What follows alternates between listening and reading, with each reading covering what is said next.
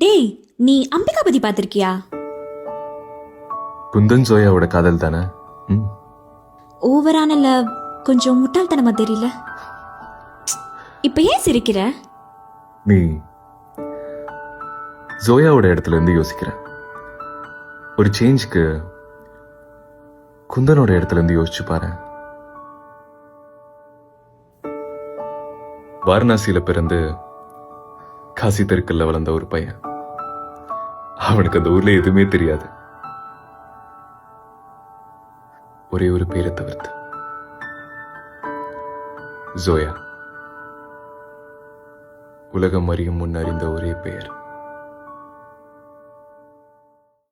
ஜோயாவை சந்தோஷப்படுத்தி பார்க்கறதுலதான் குந்தனோட முழு சந்தோஷமே இருந்தது. ஆனா அந்த சந்தோஷத்தை கூட அந்த காசிநாதர் அவனுக்கு கொடுக்கல. சனியம் பிடிச்ச பாதன்னு தெரிஞ்சே நடக்க ஆரம்பிச்சான். இந்த தீ அவனை சுடுன்னு தெரிஞ்சு முட்டாள்தான். ஆனா காதலே ஒரு முட்டாள்தனமான விஷயம் தானே. இப்போ உன்னையே எடுத்துக்கோ. நீயும் தான் என்ன லவ் பண்ண, ஆனா நான் வேணான்னு சொன்னோடனே நீ புரிஞ்சுக்கிட்டல.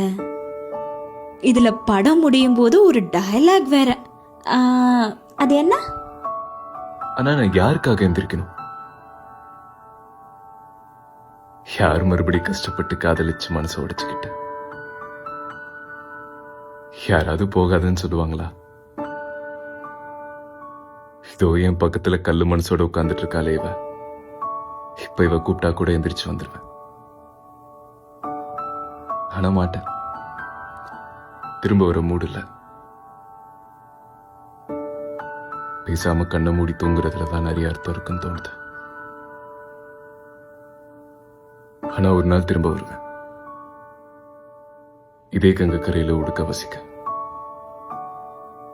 அதே காசி தெருக்கல்ல ரெக்க கட்டி பறக்க, மறுபடியும் ஒரு ஜோயாவை காதலிக்க.